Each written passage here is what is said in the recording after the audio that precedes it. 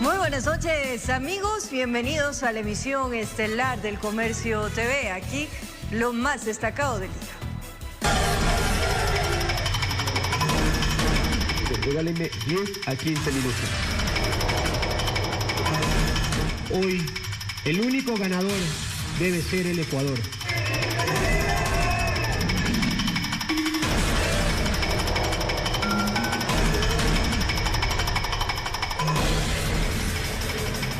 Atención, la intervención de la Iglesia Católica permitió poner fin al levantamiento indígena que duró 18 días. Uno de los acuerdos alcanzados es disminuir el precio del galón de las gasolinas Extra y Ecopaís en 15 centavos de dólar. Veamos. El momento tan esperado llegó y esta vez la intervención de la Conferencia Episcopal Ecuatoriana permitió que Gobierno Nacional y Confederación de Nacionalidades Indígenas del Ecuador, CONAIE, dejen de lado desacuerdos y den paso al humo blanco. La Iglesia proponía una disminución de 5 centavos más en el precio del galón de las gasolinas de Extra y Ecopaís, como del diésel. Que sumado a la anterior disminución de 10 centavos, significa una reducción total de 15 centavos de dólar por galón. Pero a punto de plasmar la firma en la denominada Acta por la Paz, Leonidas Issa sembrando nuevamente la incertidumbre. Al parecer quería curarse en sano. De pronto aparece el acta como si ya estaba acordado. Somos los que sostenemos decisiones colectivas. Yo voy a pedir, sobre todo en algunos puntos neurálgicos, que todavía sigue habiendo tensión, y pido a la mesa interventora, por favor, que me ayuden. Regálenme 10 a 15 minutos. Ese tiempo se extendió casi a 1 hora para que se exprese la voluntad de poner fin a la medida de hecho, que sumó 18 días. Estamos a un punto de la paz. Parte hemos equivocado. Los valientes siempre saben reconocer. Solamente la cobardía es la que no reconoce. Siempre puede estar diciendo, ellos fueron. Gary Espinosa, de la Confederación de Nacionalidades Campesinas, Indígenas y Negras, FENOCIN, no quiso dar forma a su rúbrica. Nos diga por lo menos qué día, cuánto en esa acta, ¿no? Va a cumplir con el decreto que emite el reglamento para la condenación de los deudores de la banca pública de todo el Ecuador, que es hasta $10.000. Estamos haciendo los esfuerzos, compañeros, para mantener la unidad. Pero que quede claro, si la FENOCIN no quiere reconocer este triunfo, entonces que deje en vacío, compañeras y compañeros. Luego de insistirle, lo hizo con reganadientes. Gracias por confiar en la mediación de la Iglesia. Cuenten siempre con nosotros en este camino de esperanza. Hoy no es un final. Hoy es un comienzo. Hoy es el primer día, como decía Eustaquio, de este gran sueño de reconciliación nacional. El siguiente paso será la conformación de mesas para el seguimiento de acuerdos, con una duración de 90 días. Informó Héctor Romero. Varios fueron los puntos de acuerdo a los que llegó el gobierno con la CONAIE, entre ellos la reducción del precio de los combustibles. Asimismo, se reformarán decretos como el 151 en el sentido de que actividades mineras no se puedan realizar en áreas protegidas.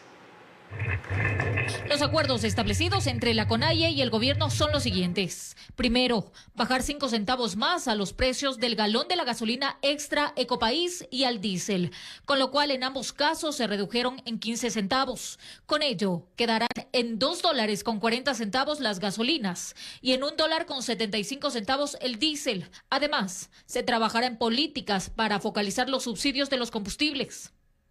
Segundo, se derogará el decreto ejecutivo 95 que se refiere a la política petrolera.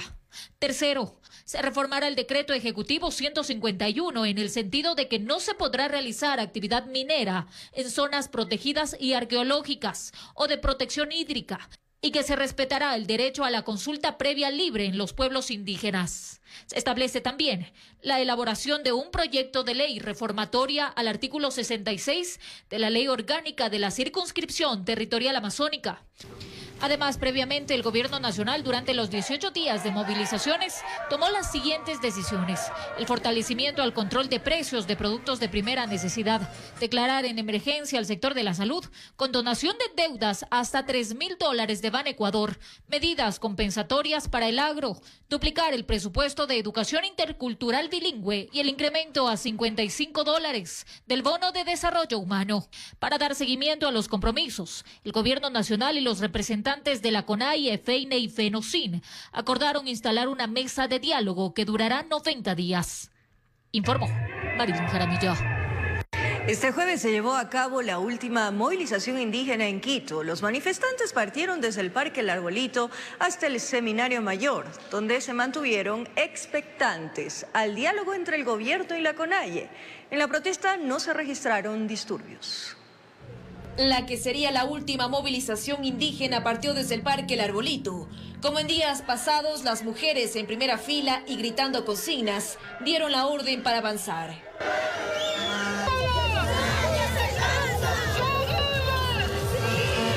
Al menos 1.000 indígenas de varias comunidades que han permanecido en Quito los 18 días de paro nacional recorrieron la calle Turquía y la avenida 10 de agosto hasta llegar a la Basílica del Voto Nacional en el centro histórico. La dirigencia insistió que su lucha ha sido pacífica. Que vea que nuestra marcha es pacífica. De ninguna manera vamos a aceptar algún tema, algún desmán de alguna persona que está infiltrada acá. Durante el recorrido, que duró cerca de 2 horas, gritaron consignas, hubo música y baile. De a poco se seguían sumando más manifestantes que llegaban en camionetas de varias partes del país. La principal demanda del movimiento, reducir el precio de los combustibles, que tuvo luz verde. Nosotros venimos con respeto, con la educación, por la gasolina. En esta manifestación no se registraron incidentes. De hecho, un grupo de motorizados de la Policía Nacional permitió el paso de los manifestantes por calles estratégicas. En la Plaza Indoamérica, estudiantes universitarios y docentes también expresaron sus demandas. Y actualmente estamos pasando un recorte presupuestario. Por tal motivo venimos a marchar, porque ha tenido un recorte de profesores que no pueden impartir cátedra. La marcha llegó hasta el Parque Italia junto a la sede nacional de la Iglesia Católica, a la espera de la resolución del diálogo entre el gobierno y la CONAIE. Aunque no todos respaldaron los acuerdos, la paz era el clamor de todo un país. Informó Priscila Cadena. En el día 18 de la movilización indígena, las principales vías de acceso a la ciudad de Quito en sentido sur-norte registraron varios cierres. La circulación vehicular en la Panamericana Sur fue nula. Los manifestantes impedían el paso en varios puntos. Antes que amanezca, decenas de personas bloquearon la vía Simón Bolívar en ambos sentidos, a la altura del sector del Tambo. Por varios minutos estuvieron en poder de la carretera, impidiendo la circulación vehicular. Estamos pidiendo nada, queremos nuestros derechos, eso queremos. Hasta que llegó un grupo de policías para habilitar la vía, situación que no fue fácil. Los manifestantes se negaban a despejar la carretera, pero como no estaban muchos, no les quedó otra alternativa. Vamos a tratar de verbalizar, ya que estamos violentando el derecho de la mayoría por una minoría que está cerrando la vía. Seguimos avanzando por la carretera E35 y un nuevo bloqueo a la vista en el sector de Albací. Los manifestantes no pasaban de la docena, pero tenían bloqueados los 2 carriles. El tránsito vehicular prácticamente nulo por la Panamericana Sur. No hubo presencia de transporte interprovincial, intercantonal ni parroquial. Los pocos carros que circulaban eran particulares que se enfrentaban a los obstáculos, como este levantado en el puente de Jambelí, a 1 kilómetro del límite provincial entre Pichincha y Cotopaxi. En el día 18, el paro seguía recibiendo apoyo. Un centenar de camionetas protagonizaron una caravana motorizada. Salieron de Machachi hasta Tambillo. Lo hicieron de forma pacífica y sobre todo de manera ordenada, sin afectar la circulación de los pocos vehículos que transitaban. Estamos el pueblo apoyando y esa es la manera, creo que también de alzar nuestra voz. Sin hacer ningunos desmanes, sin coger piedras, sin coger palos. Los bloqueos fueron en varios puntos, como este en el límite entre Quito y Mejía, aunque no eran muchos los manifestantes, pero no permitían el paso y quienes se arriesgaban no salían bien librados de la violencia de los pacíficos. En Quito informó Iván Casamen. Tras la firma del Acta por la Paz, los manifestantes indígenas que llegaron hacia la capital debido al paro nacional retornaron a sus hogares. Su salida desde la Casa de la Cultura fue de forma pacífica. Cientos de ciudadanos indígenas salieron desde la Casa de la Cultura hacia sus hogares. Eran camiones y camionetas en los que ellos se retiraron de la ciudad tras los 18 días de manifestaciones. Vamos muy agradecidos al pueblo de Quito, que desde el primer día que hemos llegado siempre nos han dado un platito de comida. Por ese lado nos vamos muy alegres y agradecidos. Sabemos que tenemos hermanos en todo el Ecuador y somos uno. ¿De dónde viene usted? De Guayaquil. ¿Cuántos días ha estado aquí? Ya 3 semanas. ¿Y ya quiere regresarse a la casa? Ya a la tierra, a ver los animalitos, toda la comida, a trabajar. Sin embargo, que no se sienten del todo conformes, dijeron, y que en caso de ser preciso, volverán. Regresamos para ver qué dicen nuestros líderes para poder seguir luchando. Indudablemente, si no se cumple, estaremos siempre exigiendo. En este marco y a raíz del anuncio del fin del paro nacional, los accesos viales que por días permanecieron con cierre pese a los esfuerzos de la policía, se miraban así. Desde tomas aéreas pudimos visualizar cómo ya no había cierres, ya no había tráfico y menos manifestantes en las vías. En este recorrido además pudimos apreciar desde el aire cómo hoy se ven las calles en sectores como el Parque El Arbolito, 12 de octubre o Universidad Central, así como el Casco Colonial, que fueron el epicentro de estos 18 días de paro nacional y ya están despejados. Chao, que ya se van. Informó Ismenia Solórzano.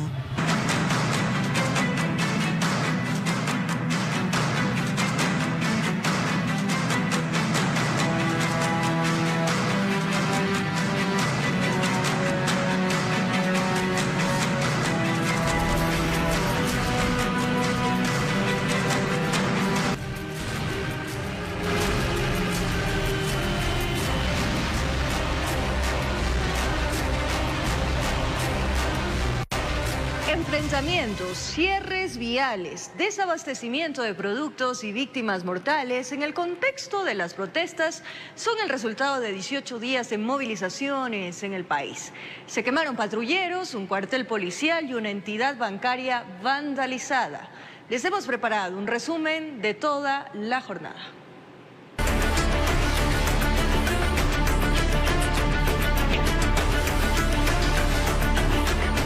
La jornada de manifestaciones arrancó a las 0 horas del lunes 13 de junio. Iniciaron precisamente con el cierre de vías por la exigencia de la CONAIE a 10 puntos que debía cumplir el gobierno. Y la movilización es indefinida. Solo concluirá en la medida que el presidente de la República responda a las demandas. Recién empezaban los roces con el poder y la dirigencia. Leonidas Issa fue aprendido por la policía en Cotopaxi y con ello el descontento de las organizaciones se elevaba. Issa finalmente fue dejado en libertad con medidas sustitutivas. Después, una supuesta denuncia de almacenamiento de explosivos en la Casa de la Cultura hizo que se realice un allanamiento que finalizó sin encontrar nada. Entonces fue el primer intento por establecer un diálogo, las condiciones de la CONAIE, derogar el estado de excepción en Pichincha, Cotopaxi e Imbabura, el retiro de los uniformados de los lugares que servían como alojamiento para los indígenas. El diálogo sincero no admite condiciones, señor Issa. Tenemos urgentes problemas nacionales que resolver y la violencia no es la forma.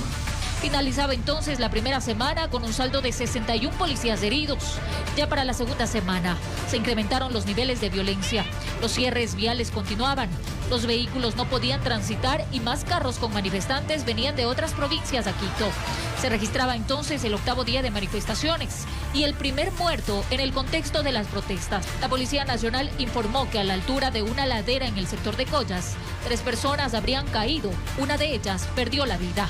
Un nuevo decreto de estado de excepción se amplió.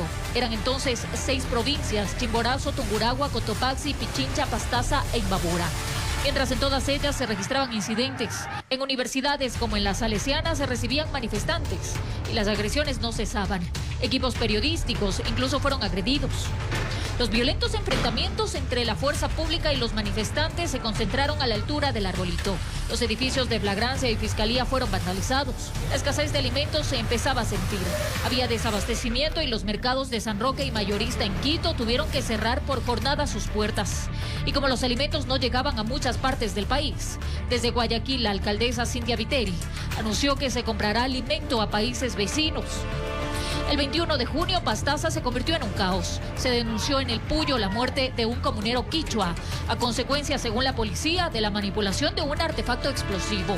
Manifestantes entonces quemaron un patrullero, después un UPC, y ya para el término de la noche incineraron un cuartel central con carros policiales, vehículos civiles y motocicletas. No viéndose conformes, vandalizaron el Banco de Guayaquil, dejándolo prácticamente destruido. Esa misma semana murió otro manifestante a la altura del Parque El Arbolito, según la CONAIE, por perdigones, mientras que la policía afirmó que no utilizaron armamento letal. Marchas por la paz se empezaron a realizar en varias provincias del país. El presidente Guillermo Lasso dio positivo para COVID-19 en esos días. Después se hizo un anuncio en cadena nacional ante la escalada de violencia. La Policía Nacional y las Fuerzas Armadas actuarán con los medios necesarios para defender, dentro del marco legal, mediante el uso progresivo de la fuerza, el orden público y la democracia. Mientras los desmanes continuaban, la semana pasada en la Asamblea Nacional inició el tratamiento de la propuesta de UNES para la destitución del presidente, que finalizó esta semana sin lograr el objetivo de los correístas.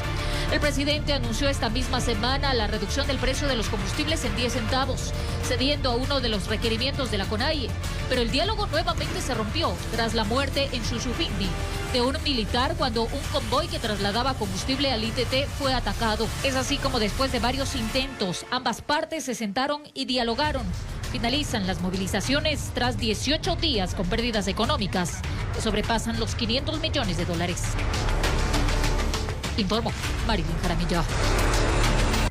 Los terminales terrestres de Quito poco a poco retoman la normalidad luego del levantamiento del paro nacional. Autoridades indican que pese a las manifestaciones, las operaciones de los terminales nunca se paralizaron.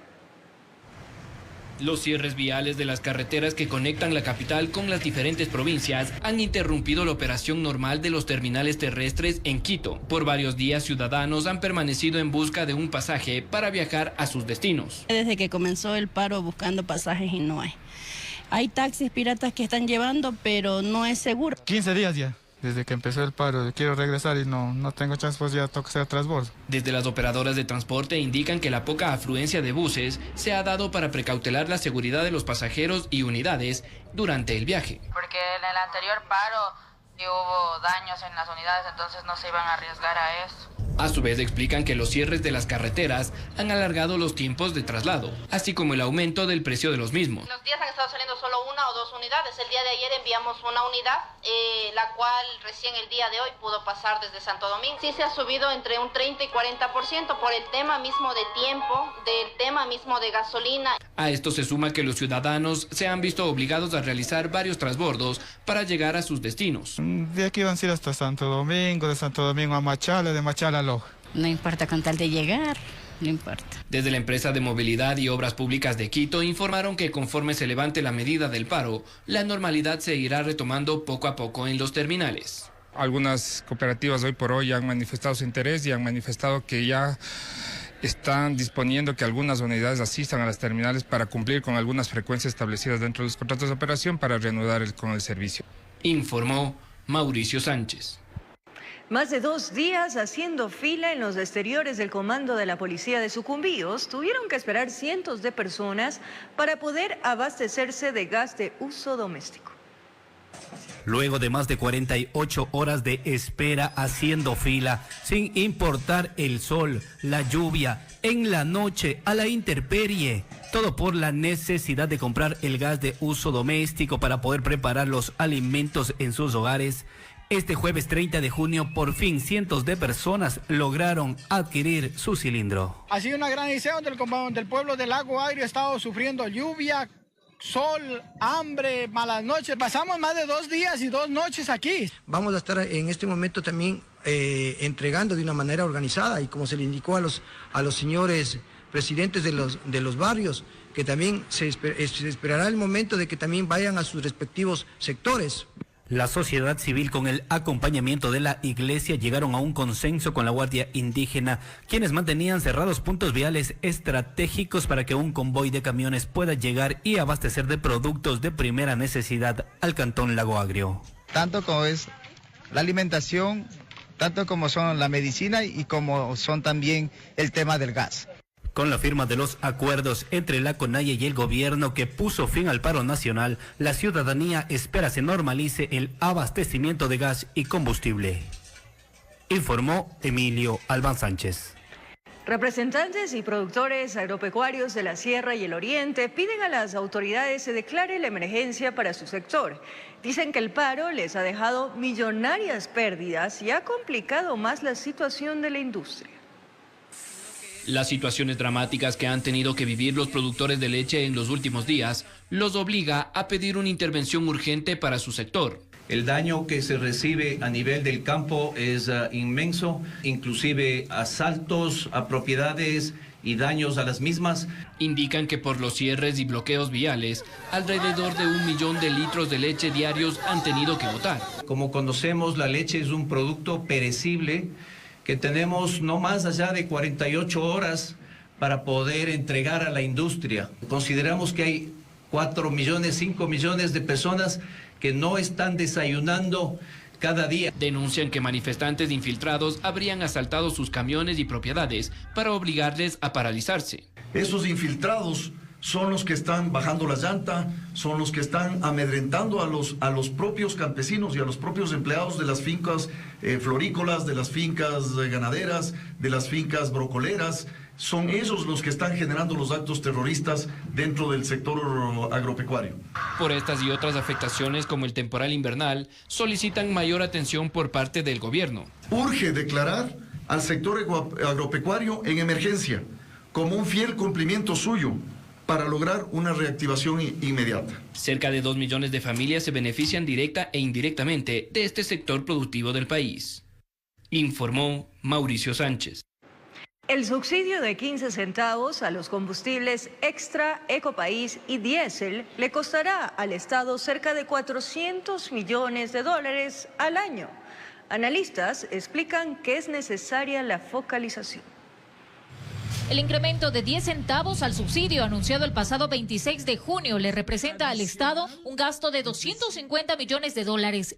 Y ahora, con 5 centavos más, ese gasto aumenta. 10 centavos es 250 millones. 15 centavos, porque ahora se agregaron 5 centavos más, es cerca de 400 millones. Y tomamos un ejemplo, lo que le preocupa a los ecuatorianos, el ahorro anual por el consumo de combustible. Creo que era el caso de un camión, que obviamente no todos los ciudadanos utilizamos camiones, y se refería al diésel, y creo que el ahorro con la reducción de 10 centavos era del orden de $350 al año para ese camión. Como ahora se le ha agregado 5 centavos, pues si se hace ese mismo cálculo llegaríamos alrededor de los $500 de ahorro. El economista afirma que es hora de eliminar el subsidio y focalizarlo. Que creo que tenemos que eliminar el subsidio y focalizarlo en lo que tiene que ver con el transporte. Con toda seguridad el transporte público en las ciudades o entre las ciudades y probablemente el transporte de carga. Y ese es precisamente uno de los puntos que se prevé. Un proceso de focalización para los sectores que más necesitan el subsidio. Agricultores, campesinos, transportistas, pescadores y más. Pero también consultamos sobre si el precio de algunos productos se reducirá. La diferencia será mínima, afirma. Entonces, ¿cuánto representa el combustible en los productos? Y eso rebájale 6%, o sea, el margen es mínimo, o sea, no creamos que esto cambia la tendencia de las cosas. Se espera que en las próximas horas, mediante decreto, se oficialice la reducción de los 5 centavos adicionales a los 10 centavos, ya establecidos días atrás. Así es, en Esmeraldas, uno de los presuntos sicarios implicados en el asesinato de un adolescente fue detenido por la policía, mientras en el sur de esa ciudad fue reportada otra muerte violenta. La víctima, un hombre que tenía antecedentes.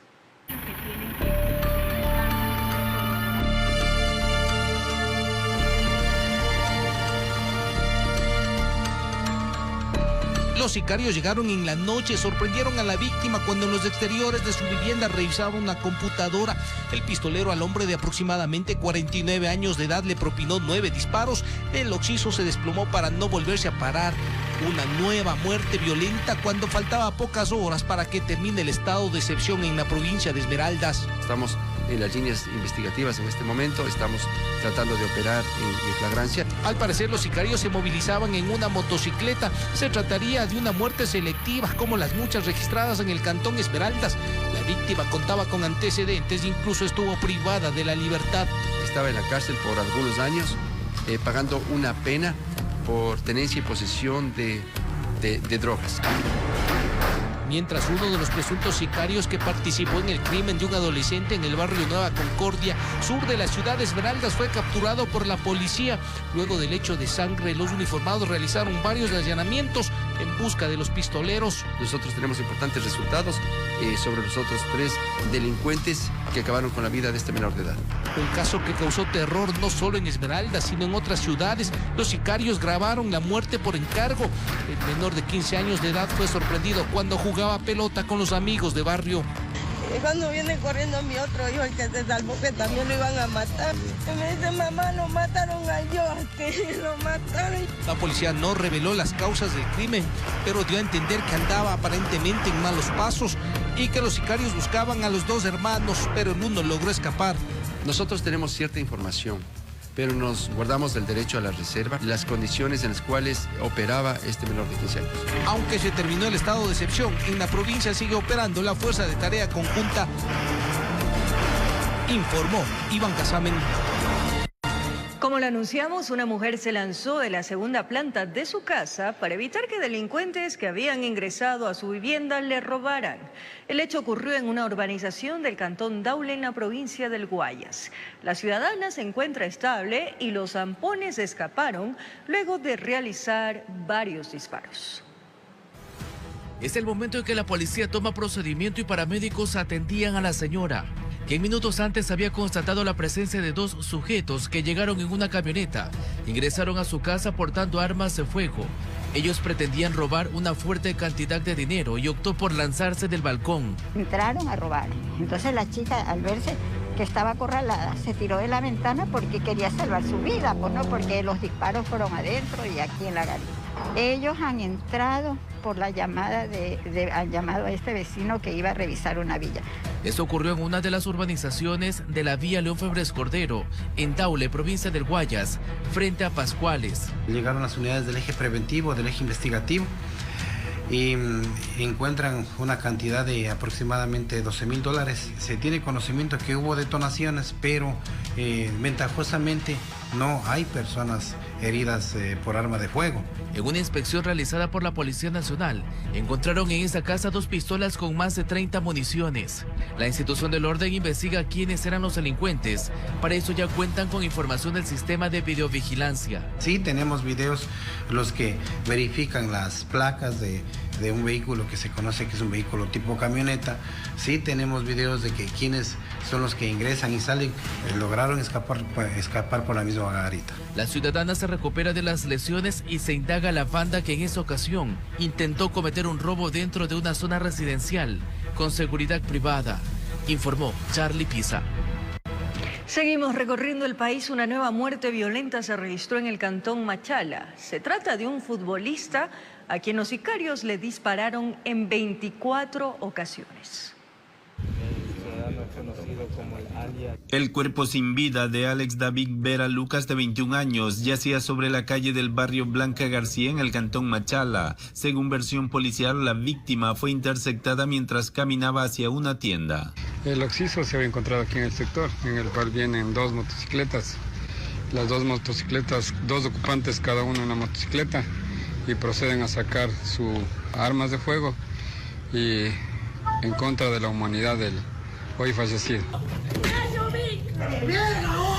Dolor e impotencia protagonizaron los familiares del fallecido, viendo que a su ser querido lo victimaron a pocos metros de su vivienda. En la escena del crimen, el personal de criminalística halló cerca de 24 casquillos de bala del calibre 9 milímetros. Todavía estamos en investigación, desconocemos cuál fue el móvil de esta lamentable muerte. El personal de DINASET recogió información de los presentes que aporten en las investigaciones para dar con los criminales. Se conoció que Alex no tenía antecedentes penales. Su familia mencionó que era un destacado futbolista. Ha sido una persona deportista, incluso el día de mañana va a viajar a Cuenca. Mucho temor existe en los moradores de este sector, que la policía los denomina como zona caliente, ya que allí se han registrado cerca de 10 asesinatos, todos bajo la misma modalidad, el sicariato. Informó Richard Ceballos. Delincuentes quemaron el carro particular de un agente policial en servicio activo. El vehículo está estacionado al pie de la vivienda del uniformado al noroeste de Guayaquil.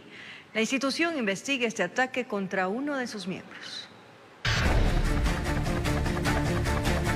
Eran casi las 2 de la madrugada y apareció el primer sujeto en escena, seguido de un hombre que cargaba un colchón y gasolina. Su objetivo era claro: prenderle fuego a ese vehículo que ustedes observan estacionado, que pertenece a un agente de policía en servicio activo. Proceden a rociar el combustible por todo el automotor y rompen uno de los vidrios para ponerlo incluso dentro del mismo. Finalmente lanzaron un fósforo y ya todo estaba hecho. El estruendo fue potente, levantó a los vecinos de la cooperativa Horizontes del Fortín al noroeste de Guayaquil. El afectado y su familia vieron con mucho dolor el carro reducido a nada, pero no con sorpresa, pues la víctima señala: como servidor policial siempre estamos expuestos a este tipo de retaliaciones de la delincuencia.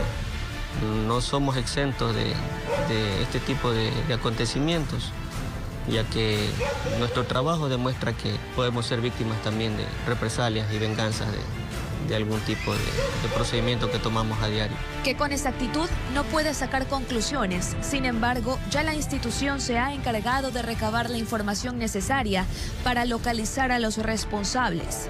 No he tenido ningún tipo de amenazas. ¿Podría tratarse de pronto de una confusión también? Podría ser. Usted sabe que somos más de 53.000 policías a nivel nacional. Podría tratarse también de una confusión. Por lo pronto solo esperan lo que determinen las autoridades, informó Adriana Peralta. En un insólito hecho, miembros de la Policía Nacional fueron interceptados por delincuentes, quienes los amedrentaron y les sustrajeron sus armas de dotación. Esto ocurrió en el noroeste de Guayaquil.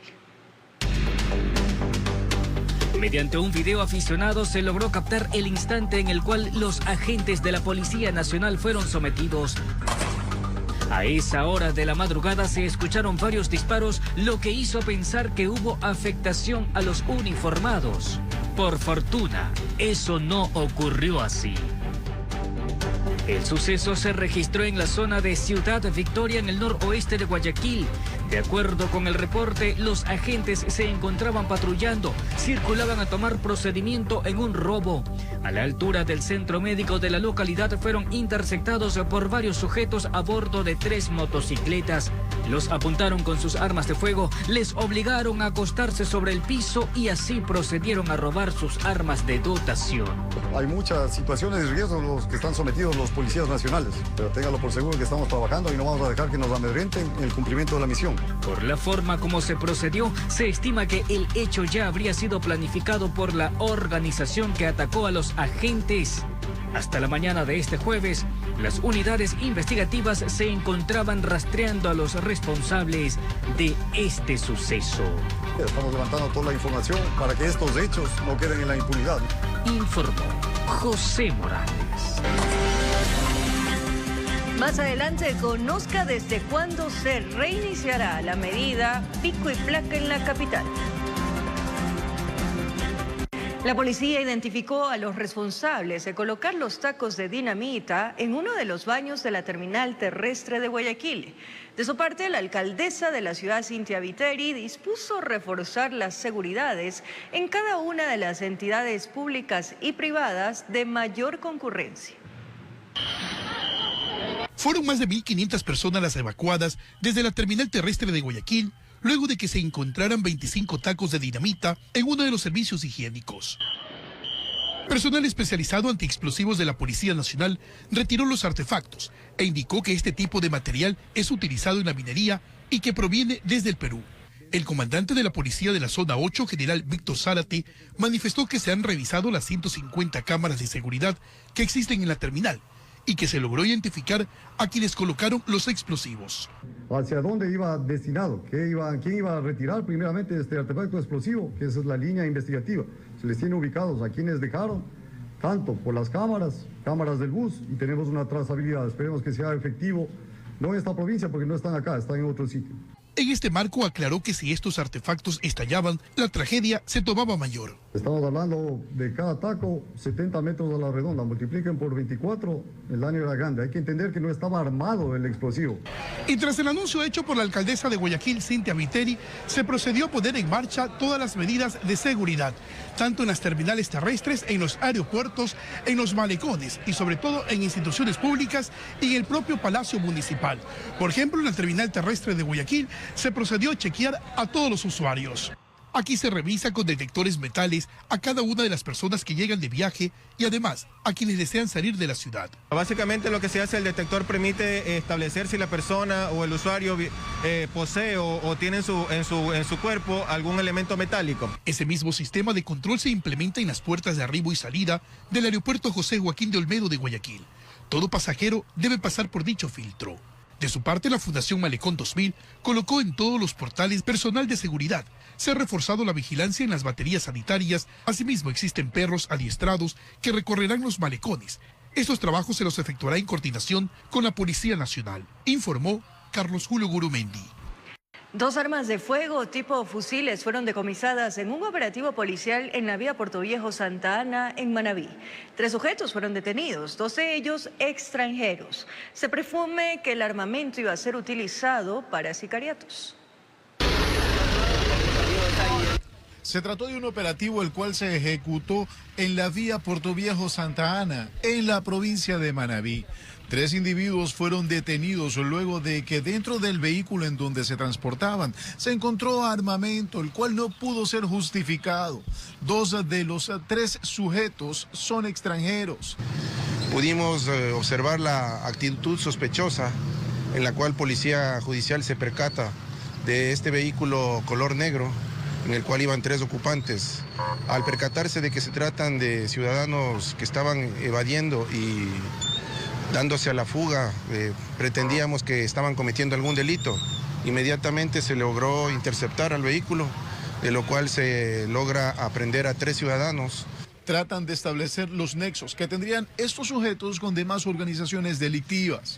En la cual en el interior del vehículo encontramos 2 fusiles que en este momento van a ser investigados. La hipótesis que maneja la autoridad de seguridad es que los sospechosos iban a ejecutar algún tipo de atentado en uno de los cantones de la provincia. Levantados como en las pericias con criminalística para determinar si estaban queriendo cometer algún delito aquí en la ciudad de Puerto Viejo. Informó Julio César Saona. Ahora les contamos que un hombre fue asesinado cuando iba camino a su trabajo en una zona rural del cantón Baba, en la provincia de Los Ríos. Sujetos le propinaron 7 disparos. A Carlos Torres Franco lo abordaron 2 sujetos que se movilizaban en una moto cuando se dirigía a su trabajo en una bananera en la parroquia Isla de Bejucal, en el cantón Baba. Pensábamos que era cazadores, otra cosa, cuando después ya era que decían que había un muerto, que la gente corría por ahí porque era hora de los trabajadores. Se oyó como una ráfaga así de tiros, pero no sabemos, o sea, podría ser aproximadamente unos 6 tiros, digo yo, no sé. El hombre de 31 años se dedicaba a plantar matas de banano en una hacienda. Según sus familiares, tenía aficiones, aunque no les había comentado sobre ningún problema interpersonal. Por ahí los fines de semana salía a molestar nomás los gallos, los billares, nada más. Pero nunca les había dicho que tenía problemas. No, sé que nunca tenía. En la morgue de Babahoyo, el médico legista confirmó que la víctima recibió 7 impactos de bala. Tiene 2 en el tórax anterior izquierdo, 1 en el abdomen inferior izquierdo y 2 en el abdomen del lado derecho, ¿no? El hombre no tiene antecedentes delictivos, por ello no se descarta el robo como una hipótesis para su asesinato, pues su teléfono móvil no se encontraba en el sitio. Desde Los Ríos informó Odette Camacho. 2 personas fueron detenidas por el asesinato de una mujer y su hija en una urbanización privada en el puerto principal. Cámaras de seguridad privada captaron al atacante cuando ingresó corriendo a la ciudadela para acribillarles.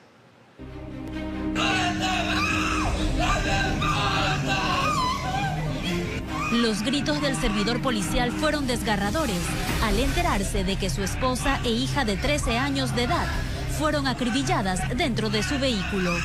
Cámaras de seguridad privada captan el momento en que ingresa la camioneta negra y el atacante corre inmediatamente para alcanzarla. Se acerca al vehículo y dispara por varias ocasiones. En otras imágenes se observa el momento en que el sujeto huye presuroso del lugar. Afuera habían 2 motocicletas esperándolo. Ella aceleró hasta la siguiente cuadra, pero parece que perdió el conocimiento a lo que acelera, ya pues falleció, entonces ya no pudo frenar, sino que chocó en la siguiente cuadra. Se presume que él había recibido amenazas por no ser corrupto de personas malas, pues, involucradas en armas. Era al ingreso de la urbanización, ingresa una persona corriendo, realiza su cometido y sale de la misma manera corriendo, articulados. Pierde el control, se accidenta contra 2 vehículos, un domicilio, y es cuando se articula Policía Nacional. Lo que se tiene es 7 indicios balísticos de lo que se tiene. La policía en rueda de prensa informó sobre la captura de 2 involucrados. Tienen antecedentes. En este caso se continúa todavía en flagrancia, todavía estamos actuando porque queremos dar la respuesta inmediata y garantizar a los servidores policiales que nadie nos va a amedrentar en el cumplimiento de la misión. Tras el violento ataque, 2 menores que iban dentro del vehículo se salvaron de morir. Sí, venían los 2 pequeños atrás, ya que a esa hora pues ella salía a ver a la niña al curso de danza. O sea, los otros 2 menores eran hijos también de ella. Sí, son hijos de la señora, pero ellos venían atrás y pues la niña más grande era la que venía adelante con ella. El familiar de las víctimas es un sargento de policía en servicio activo que presta sus servicios para una unidad especializada de la zona 8. La policía investiga el móvil de este doble crimen. No estamos indicando que sea directamente la señora, porque si no hay una motivación, no tiene antecedentes la señora, por eso es lo que estamos vinculando con alguna situación del compañero. Muchas veces nosotros estamos expuestos a trabajos complicados, directos, que no sabemos a quién tenemos de enemigo, pero sin embargo, como policías tenemos que enfrentar este tipo de situaciones y vamos a hacer todo lo posible por tratar de esclarecer el evento. El hecho se registró en una urbanización privada donde residen policías, que está ubicada en la avenida Rodríguez Bonín, zona cercana al destacamento de la Policía Judicial. Gracias por seguir en sintonía de la emisión estelar del Comercio TV, y a través de un comunicado del Ministerio de Educación se informó que a partir de este viernes 1 de julio todas las instituciones educativas fiscales del régimen Sierra Amazonía retomarán las clases presenciales tras la culminación del paro nacional. Según la entidad, se estima que más de 1,5 millones de alumnos volvieron a clases virtuales por las protestas. El comunicado señaló además para que las instituciones fiscomisionales particulares y municipales, las autoridades educativas podrán decidir si mantienen o no la educación a distancia. La Agencia Metropolitana de Tránsito anunció mediante sus redes sociales que la medida de pico y placa permanecerá suspendida durante este viernes 1 de julio, a pedido del COE cantonal. No obstante, desde el próximo lunes 4 de julio comenzará a aplicarse en Quito nuevamente la medida, tal y como funcionaba antes del paro nacional, es decir, la restricción de placas de 2 dígitos por día.